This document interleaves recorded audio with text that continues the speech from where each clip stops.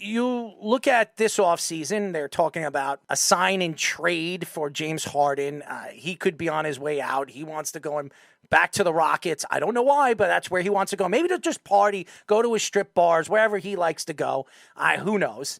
And then obviously Zach LaVine. There's so many guys that are looking to be traded. They got their contracts. They're looking to be traded. Is there a particular player that you would like to see be moved?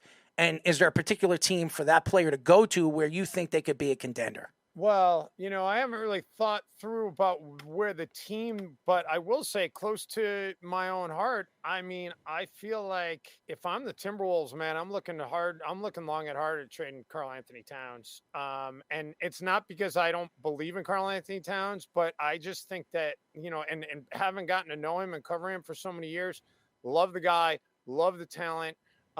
He's had to deal with some injuries the last couple of years, which is a little bit disturbing. But you look at him right now, he is in the absolute prime of his career. He is probably at a point where he's not going to get any better.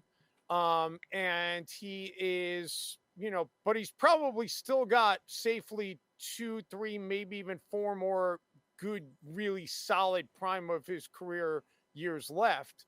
But it just hasn't worked in Minnesota. And I feel like, he's a guy who could use a change of scenery. He's been in the league 8 years now. And you want to talk about a max player? He's been in the league 8 years. He's been to 2 playoff series, and he's never won a playoff series ever. I think they've won 2 playoff games, let alone a playoff series. So, I don't know that experiment with Rudy Gobert and Towns together really kind of worked. And I know that Towns missed a lot of time last year, and they didn't really get a lot of time to be able to see how that was going to develop. But I just feel like both the team and Towns could probably use a change of scenery. And I don't think a lot of teams are going to overpay for Karl-Anthony Towns, but I think you would find a lot of teams that would definitely pay fair market value to get Karl-Anthony Towns. What that would be, I'd be very curious to see. And what would the Timberwolves want in return? I did see something on somebody had proposed an idea of, swapping LaVine and Towns and sending LaVine back to Minnesota and Towns to the Bulls. I don't know how much I think that would work, but I feel like if you're a team that's a piece away, maybe the Wolves don't make a deal on Towns now. Maybe they sit and wait and hope that he's healthy and has a good year and see where they're at. And if they're rolling, then you keep rolling with it. If they're not rolling, then maybe you try and trade him to a team that's a piece away. But I think if you're a team that's a piece away, that'd be a pretty good piece to add. But then the question becomes, how do you make the money work? Because he's a max contract guy, so there's so many moving parts to it. But that is the one guy that I feel like, it's probably time for him to find a new locale and for them to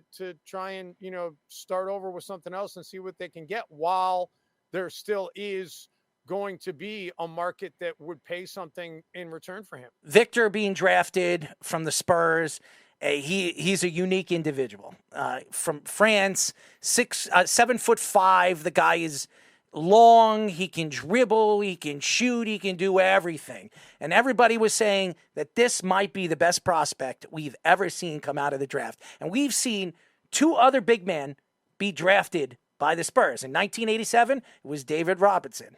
And then Tim Duncan in 1998. And now in 2023, somehow the Spurs win the draft and they get this guy. What did you see? What do you see in this guy? What type of player is this guy going to bring to the NBA? I mean, the skill set is amazing, right? And I think it was Steph Curry who said he's like the cheat code for 2K.